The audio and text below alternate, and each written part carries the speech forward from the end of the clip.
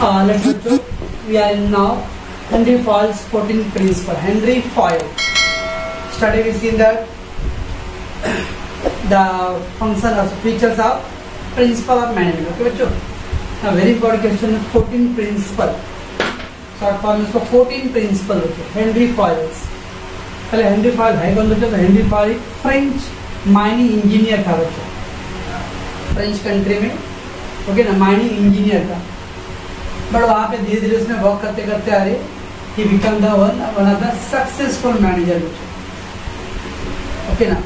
और जब उसने सक्सेसफुल मैनेजर बनाया तो उसने अपना एक जो एक्सपीरियंस था बच्चों उसने अपने बुक में लिखा। उसका फेमस बुक था बच्चों general and industrial administration. He wrote the book general and industrial administration बच्चों, okay. He was born in 1841 and he is called as a father of administrative management, called as a father of administrative management. Very important बच्चों objective question के लिए। Henry Fayol is called father of administrative management. He is also called as a father of modern management. तो ultimately management को लोगों तक लाने का जो क्रेडिट बच्चों किसको जाता है? हेनरी फॉयल को जाता है, okay. Henri Fayol is called administrative management father of, और is called father of modern management. तो बच्चों चलो बच्चों 14 प्रिंसिपल है। एग्जाम में ऑल 14 तो नहीं आने वाला, समटाइम्स शॉर्ट नोट्स आएगा, write the short notes on 14 principle. So we have to write the 6 to 7 point, और अगर 10 मार्क का क्वेश्चन है तो यू हैव टू राइट 10 और 11 पॉइंट। तो देखिए 14 प्रिंसिपल है बच्चों, and this question is not think just about the marks बच्चों। ये क्वेश्चन खाली मार्क्स के पॉइंट में मत सोचो, इसके प्रिंसिपल को अगर हम लोग अपनी लाइफ में भी अप्लाई करते रहे तो we can become successful in our particular field बच्चों, ओके। सो देखिए code word of dad, CID is receipt, dad. First D stand for बच्चों division of work, division of work, okay. तो say that the work have to divided into the pieces बच्चों। तो work को क्या करना है? Piece में divide कर दो। इससे क्या होगा बच्चों? जैसे आप लोग देखते हो कभी कुछ बच्चे ऐसे होते हैं संडे के दिन OC, इको, SP, BK सारे बुक लेके बैठ जाते हैं, और उसके बाद 1 घंटे के बाद उन्होंने कुछ नहीं किया है। क्यों? उसने सारे बुक एक साथ लेके बैठ गया, उसको पता नहीं चला भी मैं स्टार्ट कहाँ से करूँ। So at a time you have to do one subject, एक सब्जेक्ट पहले करो, ओके, फिर दूसरा करो।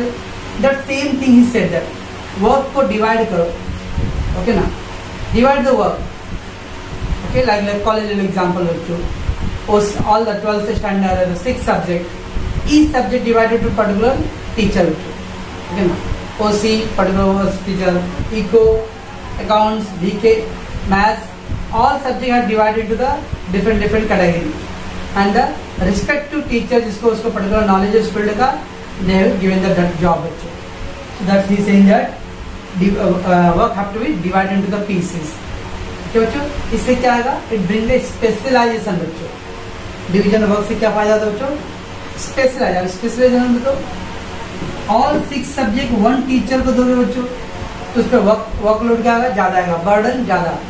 अब इन द बर्डन ज्यादा बच्चों तो quality of work will be poor, okay ना। बट अगर डिवाइड कर देंगे बच्चों तो बर्डन कम रहेगा, बर्डन कम रहेगा तो the quality of work will be much better, okay बच्चों। That is called a division of work. That is first one. Okay बच्चों। Then A stand for बच्चों authority and responsibility. Authority and responsibility.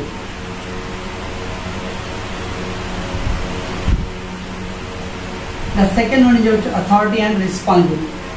Henry Fayol saying that always there should be the authority. Authority means the power बच्चों। Manager को आप जब तक power नहीं दोगे बच्चों, how can you take the decision, okay. So manager should be given the appropriate power to take the decision बच्चों, okay. अगर आपने उसको पावर नहीं दिया he can't take the decision, और he can't take the decision on time, he can't get the result, okay बच्चों। जैसे example को पेरेंट्स आए बच्चों, सर मैंने अपने बच्चों को बहुत प्यार से पाल पोस के बड़ा किया हूँ, प्लीज उसको मारिएगा नहीं, ओके। लेकिन उसने एक्सपेक्ट किया भाई सर कैसे ही पास होना चाहिए, एक साइड बोल रहे उसको मारना मत, दूसरी साइड बोल रहे पास हो जाना चाहिए, तो आपने मुझे कुछ पावर नहीं दिया, बट रिस्पॉन्सिबिलिटी पास होना चाहिए। इट नॉट पॉसिबल बच्चों। Okay, that should be the authority. तो जो भी मैनेजर होता है बच्चों, कैप्टन टीम है, कैप्टन को पावर होना चाहिए। कंट्री है बच्चों, प्राइम मिनिस्टर के पास पावर होना चाहिए डिसीजन लेने के लिए। तो that is the call word authority बच्चों। So he saying that every manager must be given the authority. ठीक है बच्चों। देखिए अब क्या होता है बच्चों, अगर अथॉरिटी यानी पावर दे दिए तो ऐसा भी तो हो सकता है उस पावर को मिसयूज कर रहा हो, तो there may be chances power का मिसयूज हो रहा होगा। That's why saying that when there is 100% chance the power will be misutilized. तो मिसयूटिलाइज को बैलेंस करने के लिए क्या करो बच्चों, रिस्पॉन्सिबिलिटी होना चाहिए। हाँ भाई, मैंने आपको पावर दिया हूँ, ओके, अब आपको रिस्पॉन्सिबिलिटी है कि आपको ये काम कंप्लीट करके देना है। ठीक है, don't you have given the power, आप अपना टीम सेलेक्ट करो, ओके, ये आपका पावर है। अब इसका मिसयूज कैसे होगा बच्चों, तो अपने पसंद का खिलाड़ी को चूज करेगा, बाकी लोग को नहीं। दैट इज मिसयूज हो गया बच्चों। ओके, तो I have given the power, आप अपना प्लेयर को सेलेक्ट किया ना, गुड, बट मुझे टीम का क्या चाहिए, रिजल्ट चाहिए। We have to win the world cup. बच्चों, दैट इज कॉल्ड रिस्पॉन्सिबिलिटी। और आपने 2019 वर्ल्ड कप देखा रहेगा बच्चों, Virat Kohli have given the power, authority, but responsibility no. उसने अपने मन से डिसीजन लिया, सब पावर दिया आपने, लेकिन रिजल्ट नहीं आया जो finally. That will be happen. So that's why saying that there should be the balance. अगर आपने पावर ज्यादा दिया बच्चों तो क्या लोग उसको मिस यूटिलाइज करने वाले। देखिए अगर मान लो बच्चों पावर नहीं दिया हूं और मैनेजर को आपने कुछ पावर नहीं दिया है और you wanted result, what will be happen, the manager will be frustrated बच्चों, तो टेंशन रहेगा, पावर है नहीं लेकिन लोग रिजल्ट में एक्सपेक्टेशन ज्यादा रख रहे हैं।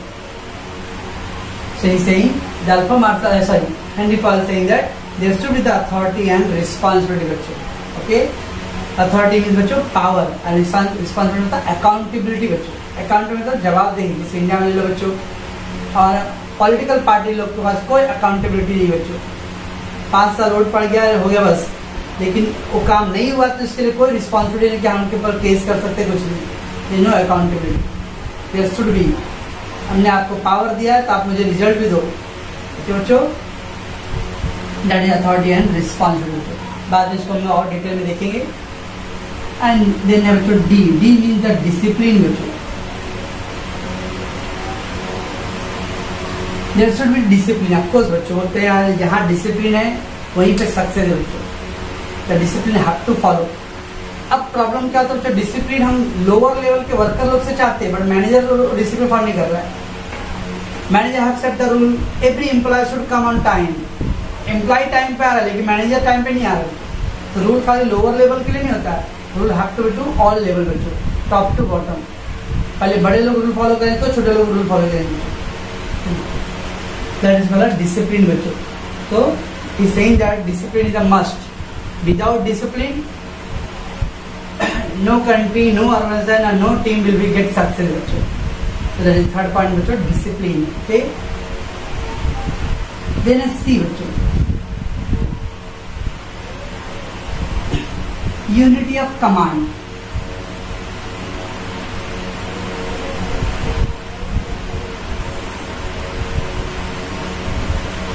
unity of command।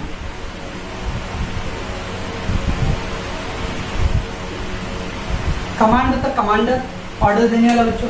बॉस हमेशा एक है, सबका मालिक एक से ज्यादा मालिक हो तो क्या होगा बच्चों, कंफ्यूजन देगा।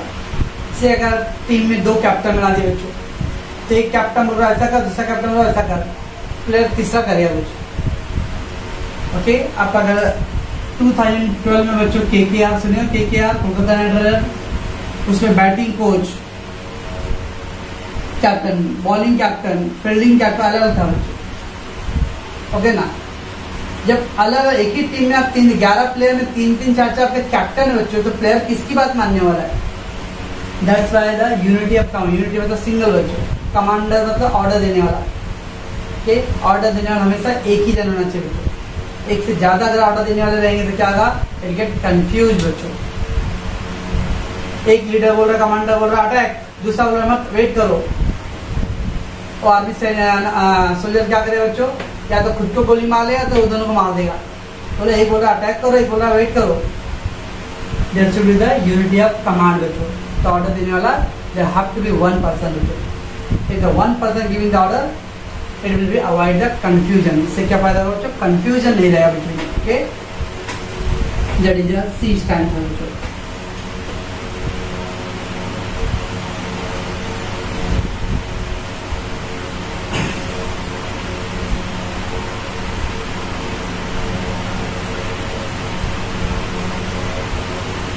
Then it's unity of direction.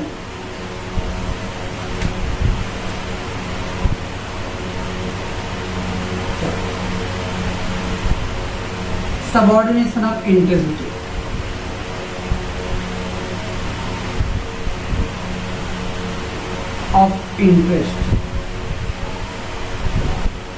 Subordination of interest. That is I stand for interest. ये क्या होता है? कभी भी आज हम लोग पढ़ रहे हैं मैनेजमेंट या ग्रुप एक्टिविटीज, तो जब ग्रुप एक्टिविटीज है तो हमेशा हमें ग्रुप के बारे में सोचने होता है. Team spirit, you should not be the selfish और इंडिविजुअल फोकस. ओके, हमेशा अपना पर्सनल इंटरेस्ट अवॉइड करना है. ऑलवेज भी टीम ऑर्गेनाइजेशन के बारे में सोचना है बच्चों. ओके ना, ये सोचना है कि अगर ऑर्गेनाइजेशन में सक्सेस हुआ तो हमको भी सक्सेस मिलेगा. कंपनी अच्छा करता रहेगा बच्चों तो एम्प्लॉय को भी सैलरी मिलेगा. ओके, सेम लाइक टीम को 4 रन चाहिए बच्चों जीतना है और आपको सेंचुरी के 2 रन चाहिए. टीम को 4 रन चाहिए एक बॉल पे और आपको 2 रन चाहिए बच्चों. I will go for a 4 run. फिर 2 रन बनाने से मेरा सेंचुरी तो बन जाएगा, टीम हार जाएगा. पर अगर मैं 4 के लिए ट्राई कर रहा हूँ तो अगर टीम सक्सेस हुआ तो मैं भी सक्सेस जाऊंगा. तो that is called subordination. Subordination secondary बच्चों. अपना इंटरेस्ट हमेशा सेकेंडरी रखना. प्रायोरिटी किसको देना है? अपने ऑर्गेनाइजेशन को. इट्स आप राइट. नॉलेज ऑफ बिजनेस में जाएगी बच्चों, जाएगा अगर हम अगर है हमेशा अपने देश, अपने सोसाइटी, अपने कंट्री के बारे में सोचना पहला. फिर फर्स्ट प्रायोरिटी, देन डालना अपना personal interest. So each every employee should be avoid their personal interest. Personal interest बाद में हो, पहले आप टीम, ऑर्गेनाइजेशन, कंपनी जहाँ पे आप काम करो उसके बारे में सोचो. They will be given the priority बच्चों. Okay, that is called subordination of interest. The D stand for बच्चों unity of direction.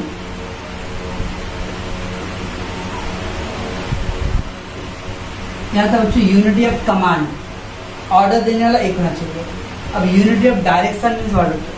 अगर सब ग्रुप एक्टिविटी है बच्चों, तो जब आप प्लान बनाते तो सब लोग के साथ प्लान एक जैसा शेयर होना चाहिए.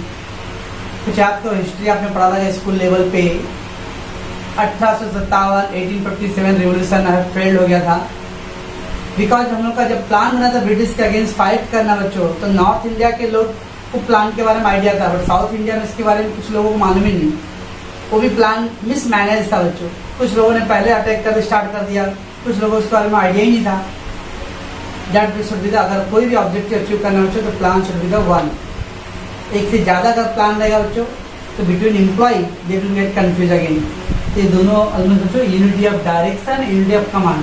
डायरेक्शन कमांड मीन्स ऑर्डर देने वाला एक होना चाहिए, बॉस एक.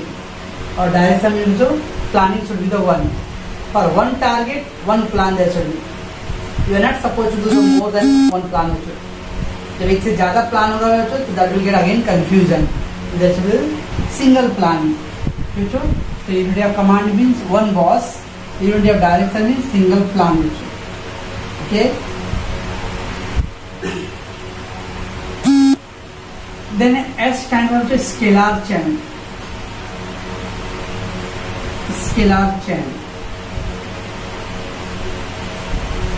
और ये मीनिंग स्केलर चैन बच्चों.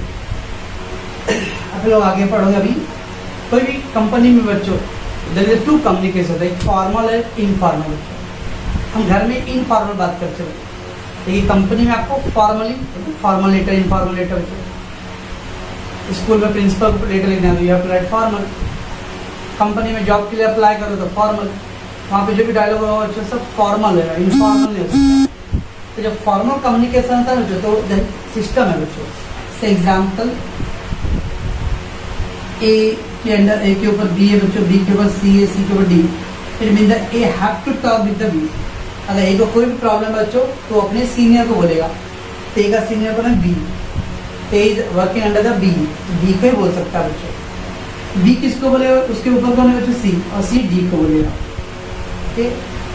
अब सपोज अगर कुछ ऐसा अर्जेंट मैटर बच्चों जो बहुत जरूरी है, मान लो कंपनी के हमने पढ़े सबऑर्डिनेशन इंटरेस्ट, ऐसा कुछ एक को इन्फॉर्मेशन मिल गया जो कंपनी से रिलेटेड है और बहुत अर्जेंटली वो इन्फॉर्मेशन टॉप लेवल पे डालना है। अब टॉप लेवल पे डालना है, अगर ये रूल फॉलो करने लगूंगा तो क्या होगा बच्चों, A will give the message to B, B will give the message to C, C will give the message to D, तो क्या होगा, it will take too much of time, इसे टाइम कंज्यूमिंग बच्चों, टाइम ज्यादा लगेगा। तो ऐसे case में अगर आपको अपर लेवल पे मैसेज पहुंचाना है बच्चों, तो we can break the rule. देखिए अपने फायदे के लिए ब्रेक रूल नहीं करना बच्चों, ऑर्गेनाइजेशन ऑफ कंपनी का बेनिफिट होना चाहिए, है ना। तो ऐसे केसेस में हम लोग रूल ब्रेक करके अपर लेवल पे डायलॉग कर सकते हैं बच्चों, in the case of emergency और in the benefit of company organization. तो कंपनी ऑर्गेनाइजेशन का बेनिफिट हो, फायदा हो, तो वहाँ पे हम लोग स्केलर चैन यूज करें। स्केलर चैन का मतलब होता है बच्चों कि हम लोग लिंक को क्रॉस कर सकते हैं। अब सपोज इसके नीचे होगा दूसरा डिपार्टमेंट बच्चों, ई एफ जी, अब मुझे ए का इन्फॉर्मेशन ई तक डालना है बच्चों, ओके। तो A will go to B, B will go to C, C will go to D, it will take time. तो A will go B, B to वो जा सकता है बच्चों ई तक, और A can talk to the G and G then F, और इससे आपको थोड़ा टाइम लगेगा। हाँ ध्यान रखना बच्चों, ऐसा डायगोनल कन्वर्सेशन नहीं होता बच्चों, ए डायरेक्टली ई को जाके बोल सकता है, नो। हर एक डिपार्टमेंट में एक लेवल होता है बच्चों, ए और जी सेम लेवल पे, बी और एफ सेम लेवल में बच्चों, सी और ई सेम लेवल पे। अपने लेवल में मैं क्रॉस कर सकता हूँ, ओके ना, but you can't dialogue with diagonal rate में। डायगोनल क्रॉस कर कम्युनिकेशन नहीं होता बच्चों, ओके ना। अभी अगले साल आप लोगों को एक चैप्टर सब्जेक्ट रहेगा बीसी बच्चों, बिजनेस कम्युनिकेशन, उसमें पूरा कम्युनिकेशन से रिलेटेड ही है, किस तरह का डायलॉग होता है बच्चों। तो रिमेंबर, इसको बोलते वर्ड हम लोग सेम लेवल में you can talk, that is gang plank. Gang plank बच्चों, गैंग प्लंग का मतलब होता है B can talk to their same level of department, C can talk to the E department, A can talk to G. ऐसा आप other department से you can dialogue, okay, but you can't do the cross dialogue. A F से dialogue नहीं कर सकते, सी जी से, ऐसा cross dialogue नहीं होता। That is called scalar chain. बच्चों देन बच्चों R stand for the remuneration बच्चों, R stand for remuneration. Yes, Henri Fayol saying that if you want to complete the work बच्चों, तो वर्कर को खुश रखना पड़ेगा। अब वर्कर कब खुश होगा बच्चों, तो उसको जब टाइम पे आप सैलरी प्रोवाइड कर देते हो, तो उसको जब इंसेंटिव दे रहे हो। मान लो अगर वर्कर को 2 महीने से सैलरी नहीं मिला है, उसके बच्चे भूखे हैं, और बॉस आगे बोला बेटा ये काम कर दे, बॉस उधर गया, हाँ बुढ़े कह के बोला काम कर, मेरे बच्चे लोग 2 महीने से भूखे हैं और काम कर रहा है। He will not show the 100% sincerity बच्चों, why, because his family are not getting the food, okay, so employee must be given the proper salary. अब बच्चों salary it should be based on the work बच्चों, it should be biased, partiality नहीं कर सकते कि इसको ज्यादा salary इसको कम सैलरी बच्चों। ऑफकोर्स डिपेंड करता है तो वर्क ऑफ नेचर कैसा है बच्चों। तो कोई सीनियर लेवल पे काम कर रहा है, जूनियर लेवल पे, तो एज, सीनियरिटी, एक्सपीरियंस, नॉलेज, ये सब भी डिपेंड होगा। अब कोई एकदम हाई फाई नॉलेज वाला बच्चों और एक क्लर्क बोले तो दोनों सैलरी सेम नहीं होगा, but salary should be given on the basis of knowledge, experience and tenure बच्चों। टेन्योर मतलब टाइम पीरियड बच्चों। अब एक 20 साल से काम कर रहा है और एक 2 महीने से काम कर रहा है, तो ये सब पे बेसिस पे डिपेंड करता है उसका सैलरी कितना होना चाहिए। दैट इज रेम्यूनरेशन बच्चों, ओके। देन बच्चों ई डिपेंड द इक्विटी बच्चों, प्रिंसिपल ऑफ इक्विटी। इक्विटी जैसे same like equal, every employ given the equal chance, सब लोगों को बराबर मौका मिलना चाहिए। It should not be show the partiality. कोई भी मैनेजर अपने पर्सनल इंटरेस्ट के लिए कोई एम्प्लॉय को ज्यादा फेवर करना, बाकी को नो। जब अगर इस तरह का रहेगा बच्चों तो क्या कंपनी में 2 मीन्स डिवाइड हो जाएगी, ओके। अब क्या अगर जो बॉस की बात मानता है, बॉस सपोर्ट करता है, मैं उसके फेवर में रहूंगा, ऑल द भले वो कंपनी के बारे में नहीं सोचता हो। Though it should not be every employ given the equal chance, you have to treat all employee equally, okay बच्चों। That is E. And then है सी बच्चों, सेंट्रलाइज।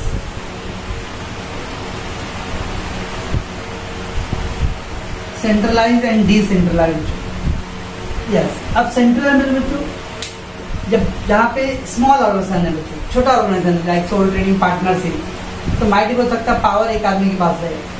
लेकिन जब बच्चों लार्ज ऑर्गेनाइजेशन होता है, जॉइंट स्टॉक कंपनी, गवर्नमेंट, तो it not possible to have a centralise power. Centralise होता है power in the one hand बच्चों, एंड डिसेंट्रलाइज होता है स्प्रेड करना बच्चों। जब से इंडिया ले लो, इंडिया में सेंट्रल गवर्नमेंट बच्चों, फिर स्टेट गवर्नमेंट भी है, फिर डिस्ट्रिक्ट लेवल है बच्चों। जैसे अभी बॉम्बे ले लो हम लोग बच्चों, हम लोग ट्रिपल रोल में रहते हैं। अब ट्रिपल रोल, सेंट्रल गवर्नमेंट का रोल बच्चों, फिर महाराष्ट्र गवर्नमेंट, फिर उसका बीएमसी बच्चों। तो बहुत सारी चीज़ें जो बीएमसी को पावर दिया गया है, ओके ना, तो उसमें स्टेट गवर्नमेंट कुछ नहीं कर सकता है। स्टेट गवर्नमेंट को पावर मिला बच्चों, तो उसके अंदर सेंट्रल गवर्नमेंट कुछ नहीं करने वाला है, ओके ना। तो there is given some power, okay, decentralise. अगर सपोज बच्चों इंडिया जैसी इतनी बड़ी कंट्री, अगर पावर पूरा एक जगह पर रहेगा, दिल्ली से सारा चीज चलेगा बच्चों, तो लोगों तक आते आते बहुत लेट हो जाएगा, इट्स नॉट पॉसिबल। तो दैट्स वाई डिवाइडर। तो ऐसे ही क्या आता है बच्चों, कंपनी के अंदर भी कुछ पावर ऐसे होते जो बच्चों क्या करना चाहिए, लोअर लेवल पे देना चाहिए। रूटीन है that will given to the lower level. जो इम्पोर्टेंट प्लानिंग के बाद है बच्चों, that will given to the top level, okay. But अगर सारा पावर मैंने लेवल, चलो भाई मैंने सारा पावर दे दिया लोअर लेवल पे, तो क्या होगा बच्चों, उसका मिसयूज हो सकता है। इसलिए उसको बैलेंस करो। Some of the power keep in our hand, that's the centralize, and the some of the power should be given decentralize बच्चों। तो centralize and decentralise.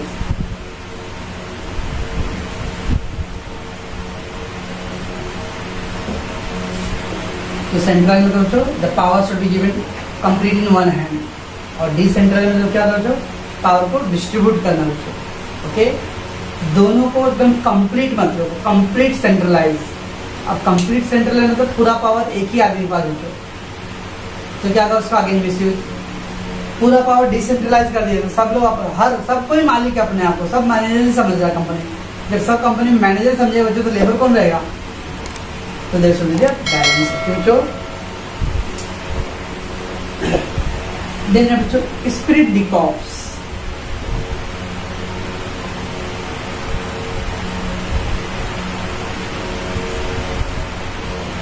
Spirit. It is a word of team spirit.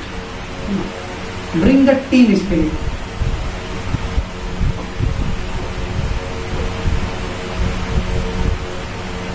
Team भावना, as a team, as a unit, unite होके काम करना बच्चों, okay ना। Don't be use the formula divide and rule. चलो भाई कंपनी में ही 2-3 वर्कर लोगों को अपने पक्ष में ले लो, बाकी सारे डिवाइड करो। इस तरह का डिवीजन करके करेंगे तो सक्सेसफुल लेवल भी अच्छी होगी। तो there have to be combined team effort होना चाहिए, दैट्स कॉल्ड स्पिरिट डिकॉप्स। तो टीम वर्क बच्चों ऐसा टीम यूनिटी होना चाहिए, ओके। आई है बच्चों इनिशिएटिव।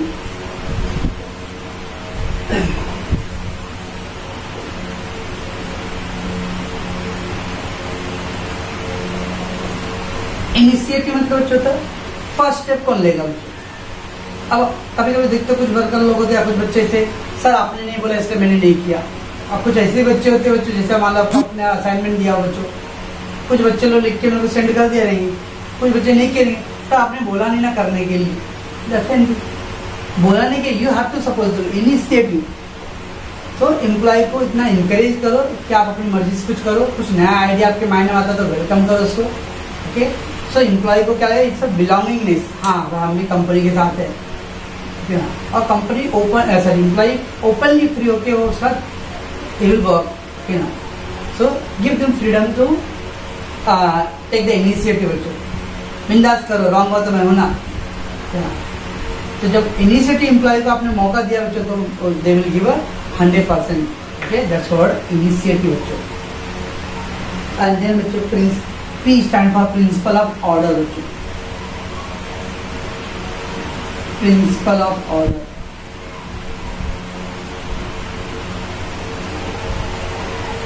अब प्रिंसिपल ऑफ ऑर्डर मतलब बच्चों सीक्वेंस, अरेंज। तो बच्चों इस दुनिया में हर एक चीज के लिए एक सही पर्टिकुलर जगह है बच्चों, और वो चीज़ उस जगह पे रहेगा तो उसका वैल्यू बढ़ता है। अगर बोलो बच्चों, अगर झाड़ू को अगर हम लोग पेटी में रख दे और सोने चांदी दरवाजे इधर टांग दे, चलेगा क्या? No. Each everything depend have एक पर्टिकुलर प्लेस बच्चों, and we have to put on a particular place. वैसे बच्चों एम्प्लॉय भी से एग्जाम्पल और बच्चों, कभी हम लोग मैच देखते फैमिली बैठ के, और अगर स्टार्टिंग के 4 जैसे फाइनल में हुआ था, स्टार्टिंग के 4-5 बैट्समैन 0 पे आउट हो गए और रविंद्र जडेजा खेला था, हमारा क्या रिएक्शन था? या ज्यादातर क्या होता रिएक्शन? अरे ये लोग को बैठा दो, अभी बॉलर लोग को भेजो ऊपर, बॉलर लोग को भेजो। बॉलर 1 दिन 2 दिन खेल सकता है, ऐसा वो परमानेंटली नहीं खेल सकता उसे। तो हर एक प्लेयर का एक सही है। तो आप बोलोगे रोहित शर्मा को 11वें पे भेजो, विराट कोहली को 10वें पे? नो। ईच एवरी एम्प्लॉय और ईच एवरी प्लेयर का एक पोजीशन होता है बच्चों, वो उस पोजीशन पे ही शूट कर सकता है ना। वो दूसरी जगह पे जाएगा तो नहीं खेल सकता बराबर। तो ऐसे ही एवरी एम्प्लॉय को उसके काम और उसके एक्सपीरियंस के नॉलेज के हिसाब से we have to give the placement बच्चों, put the right employee at the right place बच्चों। से एग्जाम्पल बच्चों, किसी को अगर मेरे पास पर्टिकुलर एम्प्लॉय है, ये मास्टर इन द टॉकिंग बच्चों, अगर वो मास्टर टॉकिंग करने में, और एक है जिसका अकाउंट अच्छा बच्चों, तो मैंने क्या किया, जो ज़्यादा बोलने में माहिर था उसको मैंने अकाउंट का वर्क दे दिया, और जो अकाउंट कर रहा था उसको मैंने बोला भाई मार्केटिंग कर, आई विल नॉट गेट सक्सीड। क्योंकि अकाउंट वाले को बोलने का आदत नहीं है कि मार्केटिंग आपको क्या चाहिए, कस्टमर को बोलने का, कन्विंस करना, आपको अट्रैक्टिव होना चाहिए बोलने के लिए आपको। So that mean the every person should be given the proper place बच्चों। हर एक एम्प्लॉय का एक प्लेस होता है और वो प्लेस पे ही होना चाहिए बच्चों। ओके, एंड द लास्ट बच्चों है टेन्योर।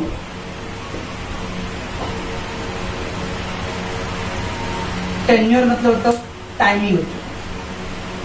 अब सोचो बच्चों, ए एंड बी एम्प्लॉय बच्चों, और ए इज वर्किंग सिंस 10 years।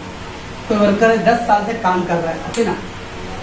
और एक दिन ए अभी मुझे भी बोला यार कैसे, ये बोलता है यार क्या बताऊं यार, मजा नहीं आ रहा है, थोड़ा ढूंढना मेरे जॉब।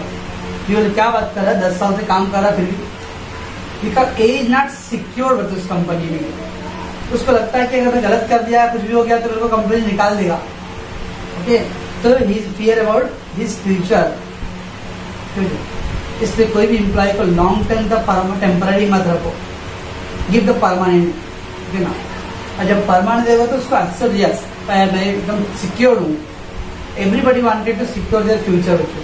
से एग्जाम्पल बच्चों, आप लोग जब मैच अभी आपके एरिया में देखते हो, और मीन्स और हम लोग जब क्रिकेट देखते थे बच्चों, तो ऐसे ऐसे बहुत सारे नाम थे बच्चों जो इंडिया के हिस्ट्री में एक मैच का मौका मिला रहेगा, उसके बाद पता नहीं चला रहेगा वो प्लेयर कहाँ गया। तो जब 1990 से लेकर 2000 तक बच्चों कोई प्लेयर आया, अगर वो एक मैच में सेंचुरी मार दिया बच्चों तो आगे रहेगा। अगर एक मैच में अगर बाई चांस 0 या 10 रन 5 रन बन गया बच्चों, उसका फिर उस हिस्ट्री के पन्ने में कहाँ पे उसका नाम जाएगा मालूम नहीं बच्चों। लेकिन अब देख रहे हो बच्चों, सिंध धोनी के बाद से प्लेयर को 4 मौका 10 मौका 15 20 मौके मिलते हुए तो साल भर बच्चों। इससे क्या प्लेयर को असर्टिंग था भाई, चलो I not have a one match बच्चों, चलो एक में खराब हो गया तो मेरा टैलेंट है तो I will show on the next match. पर अगर कोई एम्प्लॉय है और कोई प्लेयर है बच्चों, उसको एक ही मैच का मौका मिला है, वो खेलने कम जाएगा, दिमाग में ज़्यादा खेलेगा कि अगर मैं 0 पे आउट हो तो अगला मैच मिलने वाला नहीं मेरे को। That's why the employ are always be uncertain about their future बच्चों।